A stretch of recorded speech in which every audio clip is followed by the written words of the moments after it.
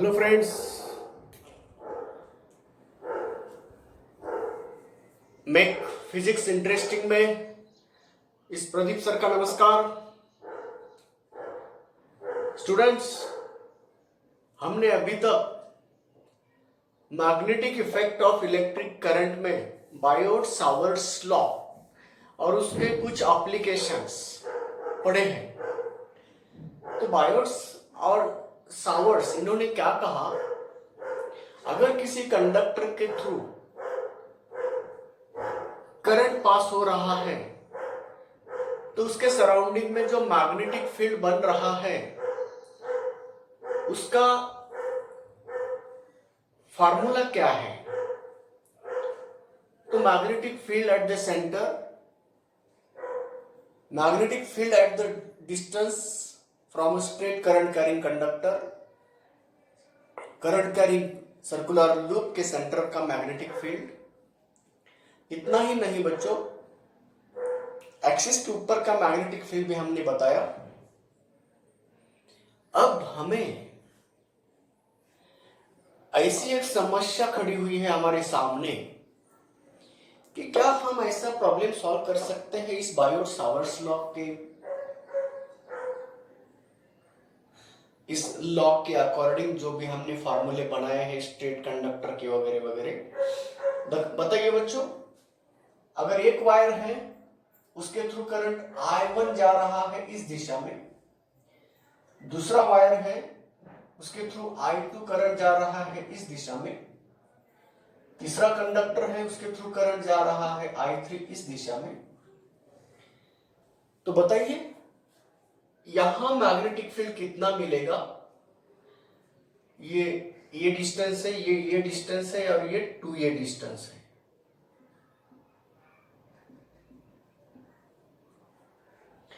तो इस जगह का मैग्नेटिक फील्ड निकालना है तो हम बायोट सावर्ट्स लॉ से हेल्प लेते हुए इस स्ट्रेट कंडक्टर ने बनाया हुआ मैग्नेटिक फील्ड, उसकी दिशा, इस करंट कैरिंग कंडक्टर ने बनाया हुआ मैग्नेटिक फील्ड, उसकी दिशा, इन्होंने बनाया हुआ मैग्नेटिक फील्ड, उसकी दिशा, और उसका रिजल्टेंट निकालेंगे प्रिंसिपल ऑफ सुपरपोजिशन से। रिजल्टेंट मैग्नेटिक फील्ड इंडक्शन निकालेंगे, जो एक दिशा में है उसके एडिशन करेंगे, जो अपोजिट डायरेक्शन में है वह सब्ट्रैक्ट हो जाएगा।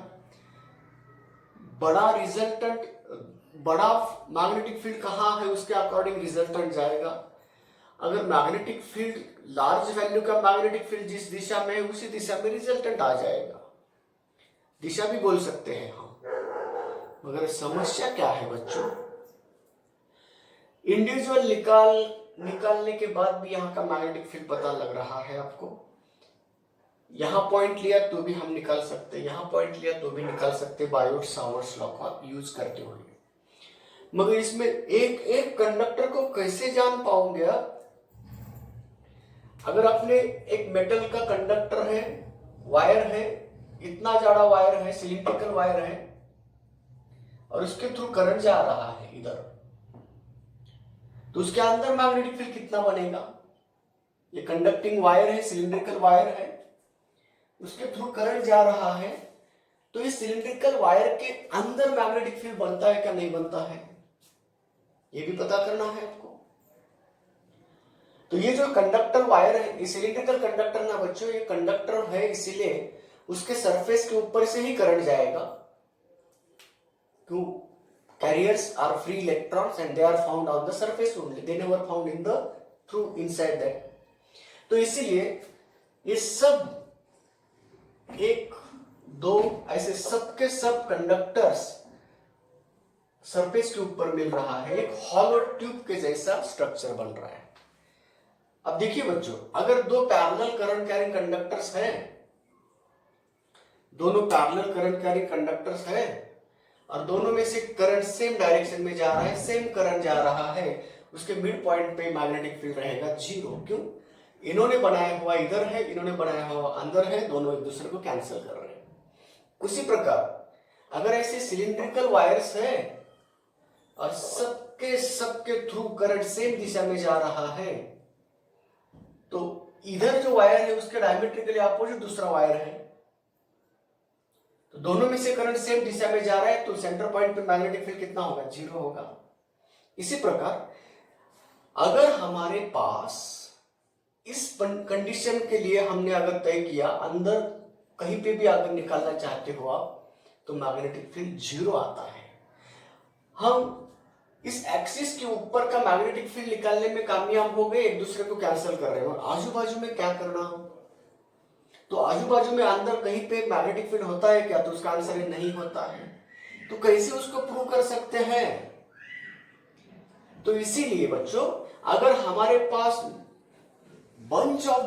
Bundle of wires carrying currents in different directions, हमारे पास बंच है, वायर का बंडल है, उस बंडल वाले वायर में से कुछ वायर्स के थ्रू करंट ऊपर जा रहा है, कुछ वायर के थ्रू करंट नीचे आ रहा है, तो ईच एंड एवरी वायर का मैग्नेटिक फील्ड हम निकालने में कामयाब नहीं हो सकते। तो इसीलिए हमें कुछ ना कुछ अल्टरनेटिव मार्ग ढूंढना पड़ा। तो उसके लिए एम्पियर्स लॉ यूज करने लगे हम। जिस प्रकार इलेक्ट्रोस्टैट्स में गॉस थ्योरम यूज करते हैं ना हम, कूलम्ब्स लॉ को छोड़ के गॉस थ्योरम यूज करते हैं ना, उसी प्रकार यहाँ पे बायोट सावर्ट्स लॉ को छोड़ के एम्पियर्स लॉ यूज करते हैं। इसीलिए कहा जाता है the Ampere's law in electromagnetic is equivalent with the Gauss law in electrostatics.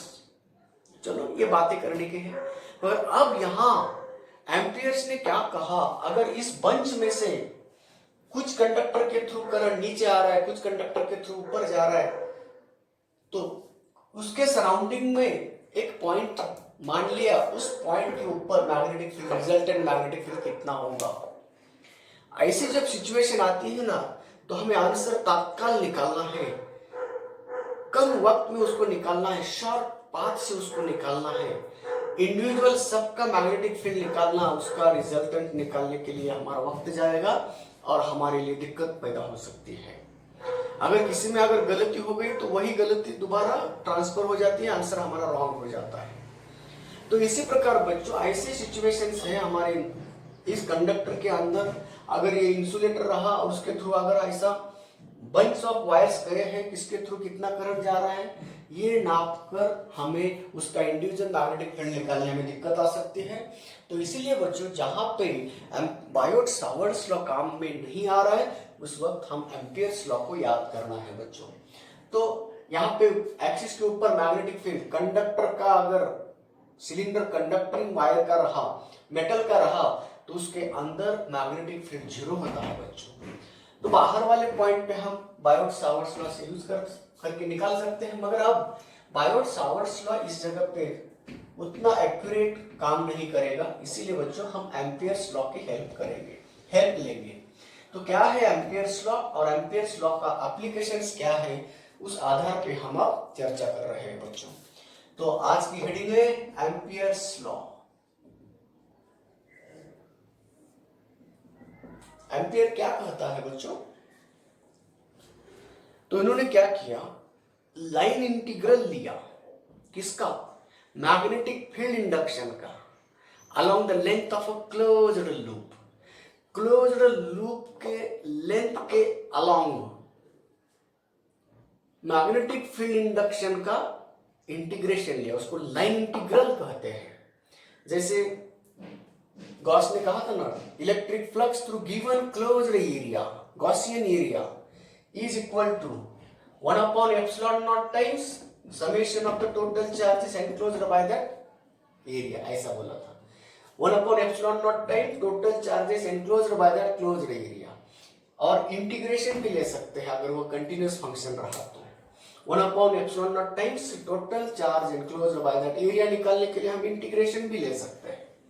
उसी तरह यहाँ पे इंटीग्रेशन लेना है, मगर चार्ज का नहीं, तो इंटीग्रेशन लेना है मैग्नेटिक फील्ड का along the length of a closed loop. यहाँ क्लोज्ड एरिया माना था, यहाँ पे क्लोज्ड लूप मान रहे हो, तो कोई भी क्लोज्ड लूप के अलोंग, उसके लेंथ के अलोंग मैग्नेटिक फील्ड का अगर लाइन इंटीग्रल लेते हैं, तो वो क्या कहता है Ampere, the line integral of magnetic field along the length of a closed loop is equal to mu naught times net current which crossing that loop.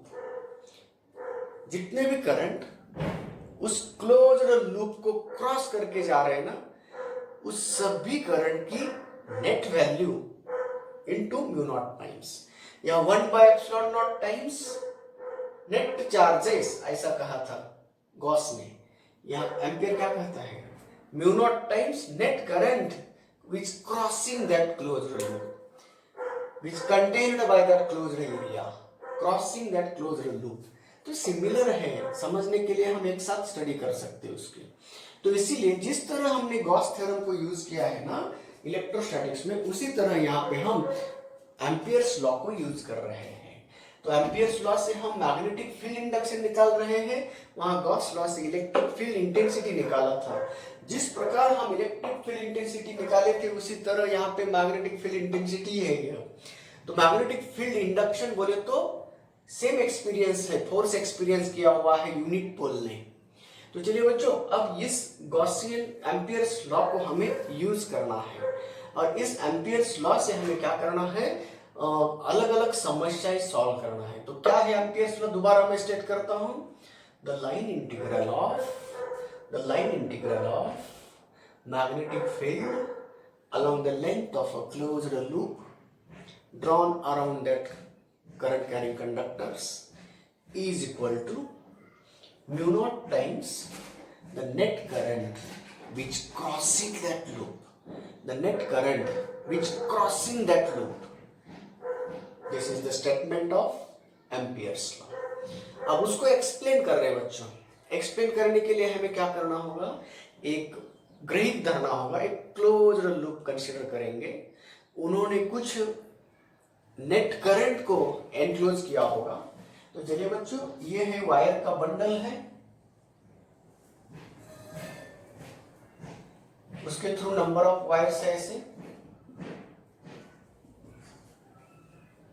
तो कुछ करंट इधर जाता होगा, कुछ करंट इधर जाते होंगे उसके अंदर।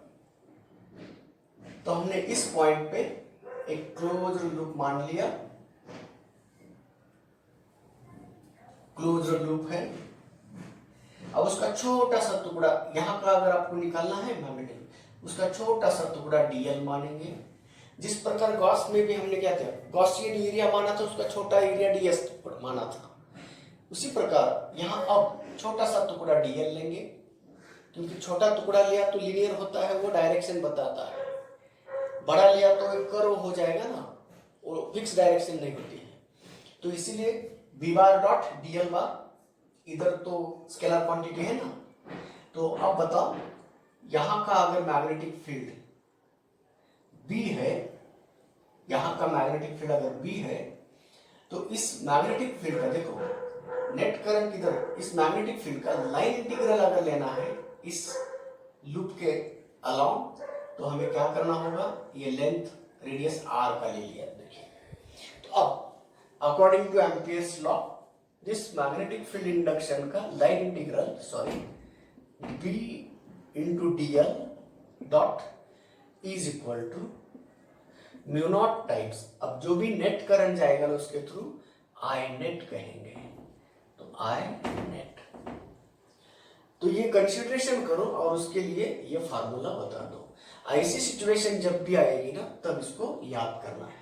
आगे क्या कर सकते हैं उसका, और चलिए बच्चों इसको और सिंप्लीफाई क्या कर सकते हैं। देखिए, अगर बी बार में और डीएल बार में अगर एंगल थीटा है, डीएल बार टेंजेंशियल होता है और बी बार अगर कुछ एंगल्स इधर है,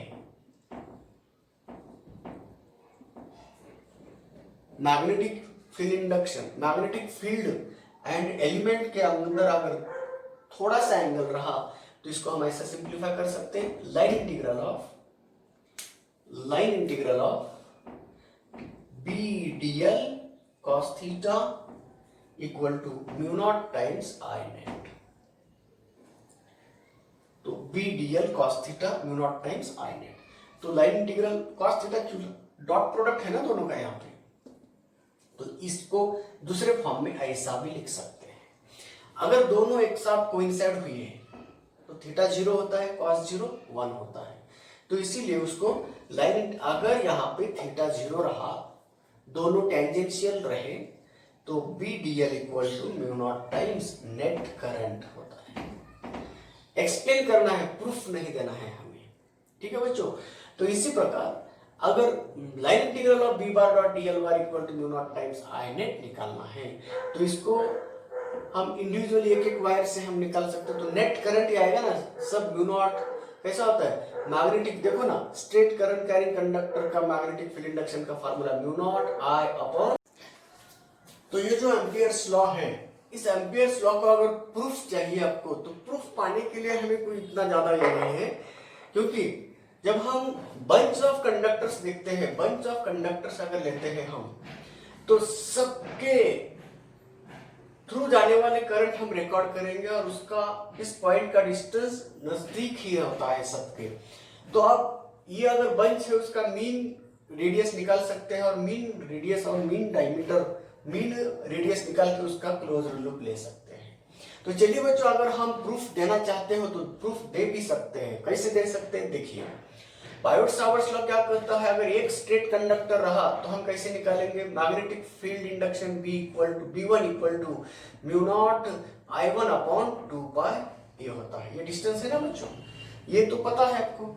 अगर दूसरा आया B2 equal to mu naught I2 upon 2 pi ये रहता है, सेम डिस्टेंस है ना, नजदीक है, बंच है, बंडल है, उसका मीन रेडियस आपने अगर ए लिया तो ये आया। इसी प्रकार अगर B3 रहा तो mu not I3 divided by 2 pi ये लेते हैं।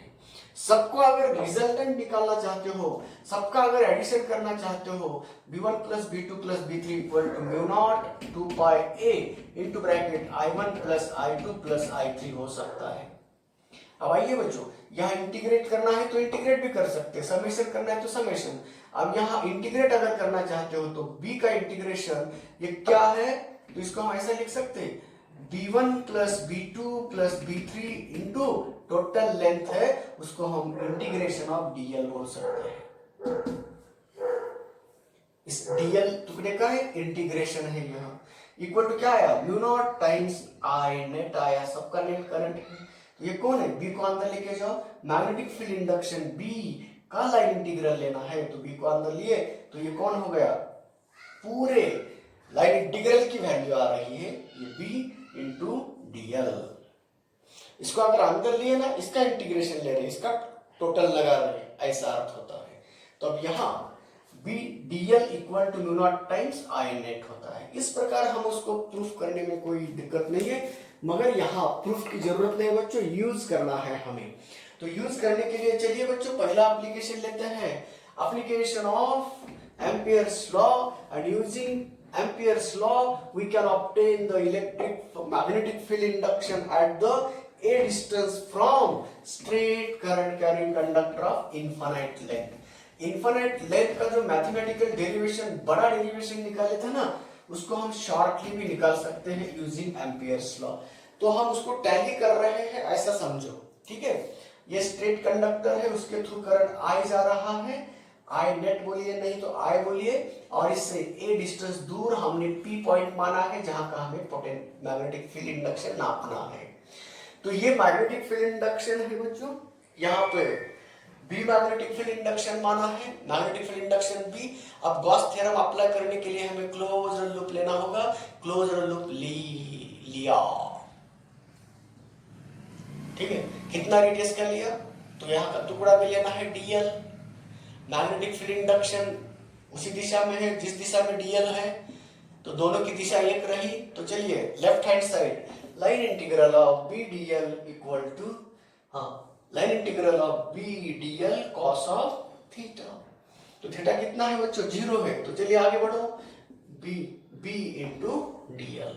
अब बताओ बच्चों, सब पॉइंट इक्वल डिस्टेंस पे है, इसीलिए सब पॉइंट का मैग्नेटिक फील्ड इंडक्शन इक्वल होता है, कांस्टेंट होता है। उसकी जगह बाहर है, B बाहर आया, अंदर कौन बचा, DL का लाइन इंटीग्रल। अब बताइए DL ये सब का इंटीग्रेशन बोले तो सरकमफेरेंस आया, सरकमफेरेंस कितना आता है बच्चों, 2 पाई A आता है।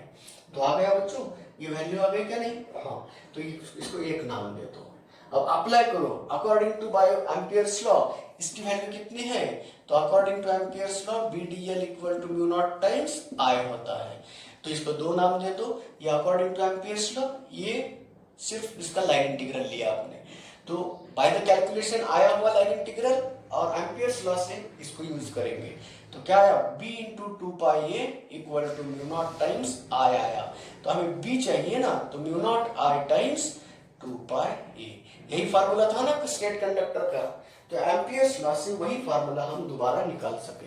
तो इसीलिए बच्चों जो जिस प्रकार हमने बायोट सावर्ट्स लॉ को यूज करके हमने जो फार्मूला बोला था स्ट्रेट कंडक्टर का, उसी प्रकार का फार्मूला हमने एम्पियर्स लॉ को यूज करते हुए भी हमने निकालने में कामयाब हुए हैं। तो ये पर्पस नहीं था हमारा, इसके लिए एम्पियर्स लॉ बना नहीं है। एम्पियर्स लॉ बना है दूसरे दो पर्पस है। उसमें का पहला इंपॉर्टेंट है सोलेनोइड के अंदर बना हुआ मैग्नेटिक फील्ड के बारे में जानकारी पाना है। तो ये फर्स्ट एप्लीकेशन मानेंगे उसी को। तो फील्ड इनसाइड द सोलेनोइड, तो बताइए बच्चों सोलेनोइड किसे कहते हैं?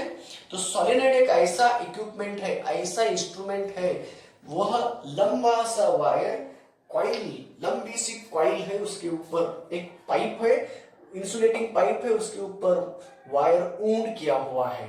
तो इस ऊंडेड लॉन्ग, वेरी लॉन्ग सिलेंडर है, उसके ऊपर वायर ऊंडेड किया है, रैप्ड क्या है, रैप्ड किया हुआ वायर और एक लंबा सा पाइप, उसको हम सोलेनोइड कहते हैं।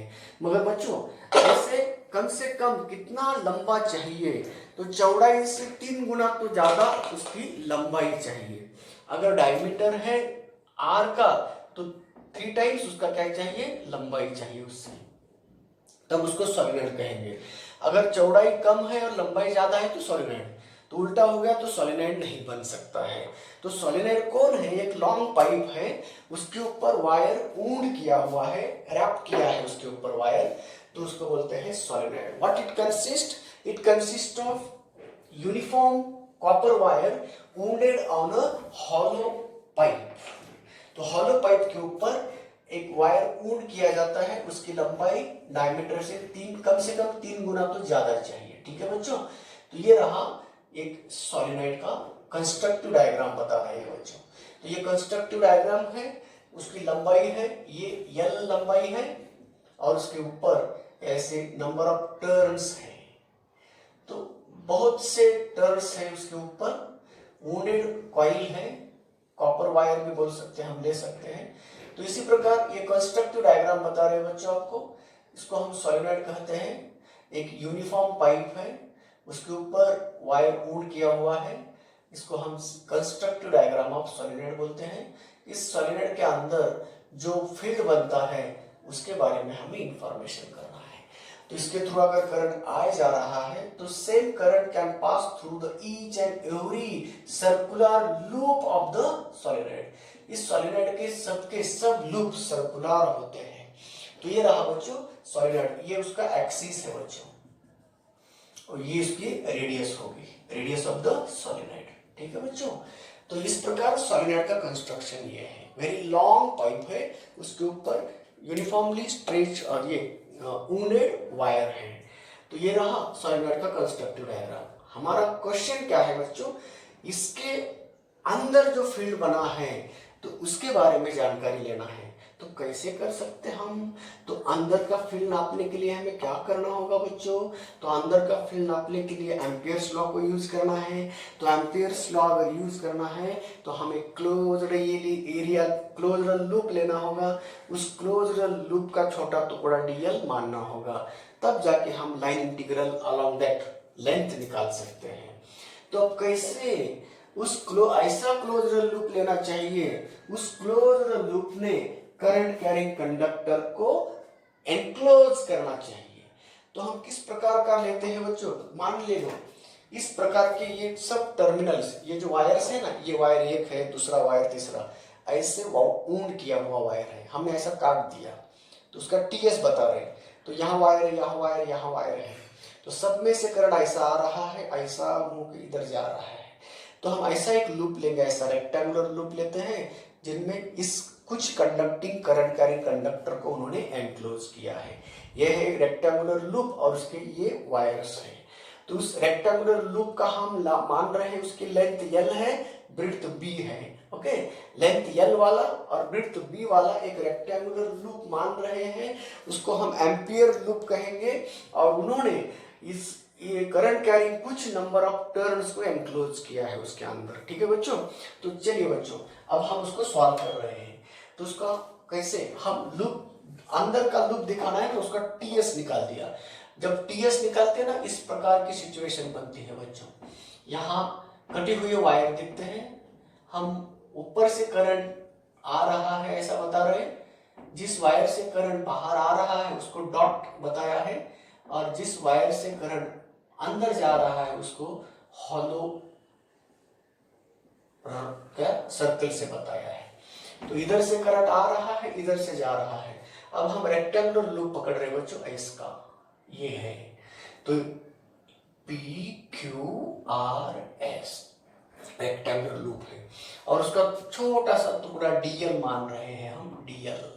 तो यहाँ जो मैग्नेटिक फील्ड है वह B रहा, और यहाँ डीएल है। यहाँ डीएल इधर रहता है, मैग्नेटिक फील्ड इधर रहता है। यहाँ डीएल इधर रहता है और मैग्नेटिक फील्ड किधर है देखेंगे बाद में। तो यहाँ देखिए डीएल इधर है और मैग्नेटिक फील्ड इधर है। चलो बच्चों, अब पहला सवाल इस बात का है, इस सॉलिनॉइड में नंबर ऑफ सर्कुलर लूप है क्या नहीं? तो नंबर ऑफ सर्कुलर लूप जब रहते हैं ना, दो सर्कुलर लूप में से अगर, बहुत ही इंटरेस्टिंग पार्ट है यह, ये एक सर्कुलर लूप है, ये एक सर्कुलर, ऐसे ढेर सारे सर्कुलर लूप है, एक दूसरे के बाजू में है। तो इनमें से करंट उधर जा रहा है, दोनों में से करंट सेम डायरेक्शन में जा रहा है। बताइए बच्चों, इनका मैग्नेटिक फील्ड कैसा होगा? कौन सी दिशा है? क्लॉकवाइज।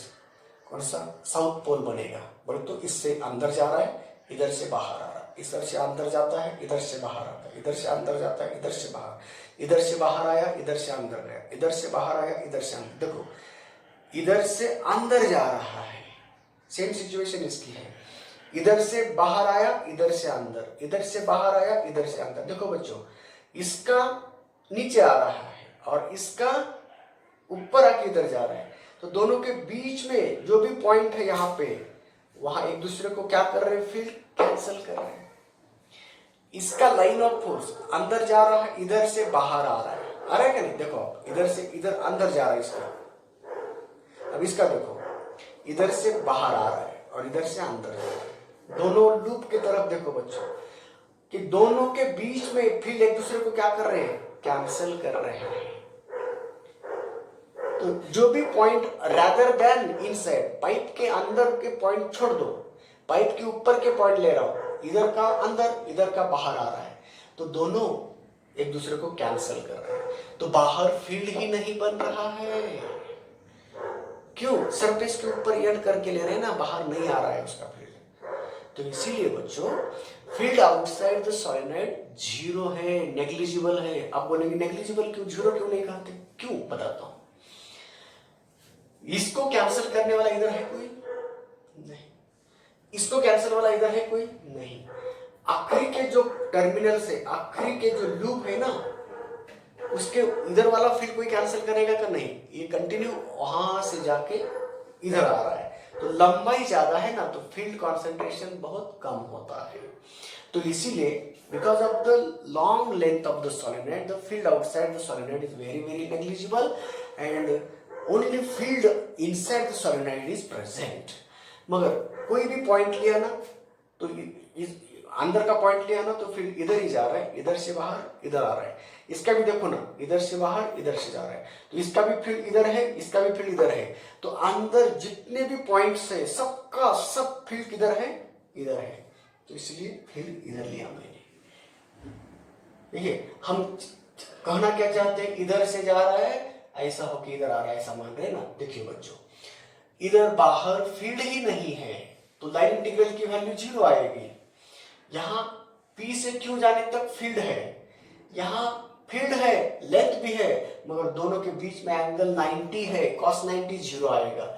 इसमें भी फील्ड भी है और एलिमेंट भी है, मगर थीटा 90 है, इसीलिए इसका भी वैल्यू 90 आ रहा है, cos 90 जीरो हो जाएगा। तो इसी प्रकार जब हम लाइन इंटीग्रल लेना चाहते हैं इस क्लोज्ड लूप के तरफ, तो चार पार्ट में लेना होगा, क्योंकि कंटिन्यूअस फंक्शन नहीं आ रहा है बच्चों, यहां से यहां तक कंटिन्यूअस है, बाद में थीटा 90 होने से डिसकंटिन्यू हुआ, बाद में यहां तो फील्ड इंडक्शन ही नहीं है तो इसलिए लाइन इंटीग्रल फिर जीरो आ गया, इधर भी जीरो आ रहा है, बचा सिर्फ एक ही लेंथ बचा है। तो चलिए कौन बचेगा बाद में देखेंगे, पहले हम लेफ्ट हैंड साइड पकड़ रहे हैं। तो पहला कर्तव्य है इस एलिमेंट का लाइन इंटीग्रल, इस एलिमेंट के लिए लाइन इंटीग्रल बी बार का ले रहे हैं, तो बी डॉट डीएल बार, हम सीधा बी इंटू डीएल, कहां से कहां, तो P से निकल रहे हैं Q तक, पहले P टू P आ रहे हैं, क्लोज रहना चाहिए ना, P से निकले वापस P को आ रहे हैं, तो कितने बार बदलना होगा, कितने ब्रेक करने होंगे, 4 ब्रेक कर रहे हैं, तो P से Q निकला B into DL plus Q से R निकला B इंटू डीएल, ठीक है, प्लस R से S निकला B इंटू डीएल आ रहा है, ठीक है बच्चों। अब S से P निकला B इंटू डीएल आ रहा है, ठीक। अब बताओ इनमें से नॉन जीरो कौन है, सिर्फ ये है, ये जीरो क्यों है बच्चों, क्योंकि थीटा 90 होने से ये जीरो है, ये B जीरो होने से, क्यों बाहर फील्ड जीरो है, B जीरो होने से ये जीरो है, और ये थीटा 90 होने से B जीरो है। इसका लाइन इंटीग्रल जीरो क्यों, थीटा 90 होने से, इसका लाइन इंटीग्रल जीरो क्यों, B जीरो होने से, बाहर फील्ड नहीं है ना, और इसका जीरो क्यों, थीटा 90 होने से, बचा कौन, तो इसके लिए यह B इंटू डीएल, P से Q तक, तो कहां तक, कहां कितना लंबा लिया आपने, L लेंथ वाला छोटा L, और ब्रीड्थ B वाला लिया, रेक्टेंगुलर लूप लिया ना, तो बताइए सबके सब पॉइंट पे B मैग्नीट्यूड सेम होता है, सब यूनिफॉर्म मैग्नेटिक फील्ड है, इसलिए B कांस्टेंट है, उसको बाहर जगह दिया, क्योंकि अंदर कैंसलेशन नहीं होता है बच्चों, यूनिफॉर्म फील्ड होता है, हर पॉइंट पे यूनिफॉर्म फील्ड, दिशा एक ही है, यूनिफॉर्म फील्ड, इस पॉइंट पे इनकी एडिशन हो गई, डबल हो गया, इस पॉइंट पे इन दोनों का एडिशन हो गया, डबल हो गया, इस पे इन दोनों का एडिशन डबल डबल डबल, मगर यहाँ आधा यहाँ आधा, क्योंकि उसको ऐड करने वाला इधर कोई नहीं है और इसको ऐड करने वाला इधर कोई नहीं है, इसीलिए अंदर के पॉइंट पे फील्ड कितना है उसके पहले बारे में सोचेंगे, तो B को बाहर बताया, B बाहर आया, और इंटीग्रेशन ऑफ डीएल, तो इंटीग्रेशन ऑफ डीएल बोले तो टोटल लंबाई कितनी है, L है, एक नाम दिया। अभी तक हमने गॉस को याद नहीं किया है, सिर्फ उसका लाइन इंटीग्रल यहां तक आके हम छोड़ दिए, जहां लाइन इंटीग्रल की प्रोसीजर खत्म होती है तब हम याद करते हैं गॉस, इसको एम्पियर्स को, चलो भाई एम्पियर्स आ जाओ, ये हमारी समस्या सॉल्व करो, तो पूछता है तूने क्लोज लूप लिया क्या, हाँ लिया है, कैसा लिया, रेक्टेंगल लिया, उसका छोटा टुकड़ा डीएल माना है क्या, यस माना है, तो चलो, और उन्होंने एनक्लोज किए नंबर ऑफ टर्न्स तुझे पता है क्या, कितने करंट कैरिंग कंडक्टर को उन्होंने एनक्लोज किया है, सोचिए बच्चों, पूरे L लेंथ में n टर्न है, L लेंथ में n टर्न है, तो छोटे L लेंथ में कितने टर्न होंगे, तो L में n, तो छोटे L में कितने, n upon L into L, तो इसमें एक टर्न के थ्रू कितना करंट जा रहा है, I, तो टोटल करंट कितना जाएगा बच्चों, n upon L into I, तो इसको हम number of turns per unit length बोल सकते हैं, उस सॉलिनॉइड के यूनिट लेंथ के ऊपर नंबर ऑफ टर्न्स क्या है, छोटा n पकड़ो, n अपॉन L को, तो नेट करंट, तो जितने भी लूप को इन्होंने एनक्लोज किया है, जितने भी टर्न को उन्होंने एनक्लोज किया है, कितने टर्न है, तो n इंटू L टर्न है, क्यों, यूनिट लेंथ के अंदर n है, तो गिवन लेंथ के अंदर कितने होंगे, n इंटू L, तो ईच टर्न के थ्रू करंट आ जा रहा है, ईच टर्न के थ्रू करंट आ जा रहा है, तो NL टर्न के थ्रू करंट कितना जाएगा, NL टाइम्स आ जाएगा, तो इसी प्रकार अब नेट करंट भी पता चला है, NL इंटू I करंट जा रहा है, तब अब एम्पियर्स बोलेगा यस मुझे अप्लाई कर दे, तो अब अकॉर्डिंग टू एम्पियर्स लॉ बोलिए बच्चों, according to Ampere's law line integral of B dl equal to क्या लिखेंगे, mu naught times net current, mu naught times net current कितना आ रहा है, n L इंटू I आ रहा है, इसको दो नाम दे दो, इसको एक नाम लिया, दोनों के लेफ्ट हैंड साइड इक्वल है तो राइट हैंड साइड हम इक्वेट कर सकते हैं। दोनों के लेफ्ट हैंड साइड अगर राइट हैंड साइड इक्वल कर दिए तो B equal to mu naught N I आ गया बच्चों। तो यही है magnetic field inside the solenoid का फार्मूला है। तो इन बिटवीन उस पाइप के अंदर, सोलेनॉइड के पाइप के अंदर मैग्नेटिक फील्ड यूनिफॉर्म होता है। It is independent of the radius of the diameter, या इस सोलेनॉइड के रेडियस के ऊपर या डायमीटर के ऊपर डिपेंड नहीं है। तो कहीं पे भी अगर पॉइंट लिया होता तो मैग्नेटिक फील्ड की दिशा तो वही है, सिर्फ उसका कोई आर का कोई यहाँ पे कोई रिलेशन नहीं है। तो इसीलिए हम बोल सकते हैं अंदर हर जगह पे every point inside the pipe of the solenoid how magnetic field in the same direction, uniform magnetic field बनेगा except the point which are present at the end of the solenoid. तो सिर्फ एक्सेप्शनल केस है end point पे। क्यों? And point पे हर point पे दोनों add हो रहे हैं, इनका फील्ड ऐड हो रहा है, मगर यहाँ ऐड होने के लिए आगे कोई नहीं है ना, इसीलिए एंड पॉइंट पे फील्ड इसका आधा होता है। हर जगह पे इनका म्यू नॉट आई हाफ, इनका म्यू नॉट आई हाफ, तो दोनों मिलके क्या हो गए, पूरा म्यू नॉट एन आई हो गया।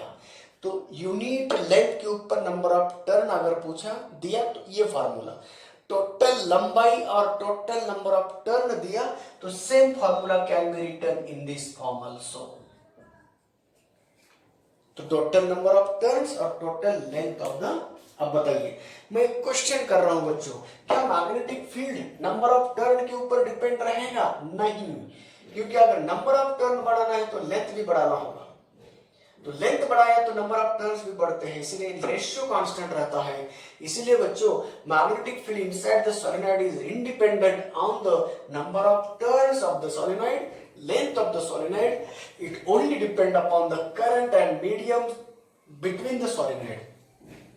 उस सोलेनॉइड के पाइप के अंदर मीडियम कौन सा है, किस प्रकार का मीडियम है, उसके ऊपर मैग्नेटिक फील्ड डिपेंड है और करंट के ऊपर डिपेंड है। अगर आप चाहते हो मैग्नेटिक फील्ड बढ़ाना है, या तो आप करंट बढ़ाओ, नहीं तो फील्ड ऐसे मीडियम में डालो जिसका परमिएबिलिटी बड़ा हो जाएगा।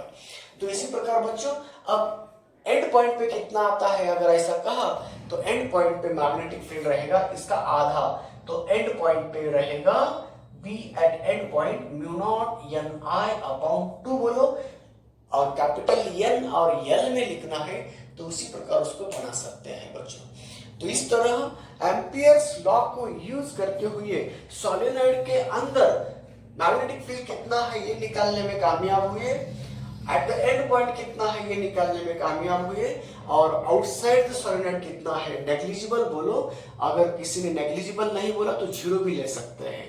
तो आउटसाइड द सोलेनॉइड जीरो, और ऑप्शन में अगर नेग्लिजिबल और जीरो है तो उसमें नेग्लिजिबल को राइट कर दो, अगर नेग्लिजिबल नहीं है जीरो है तो जीरो को राइट कर दो।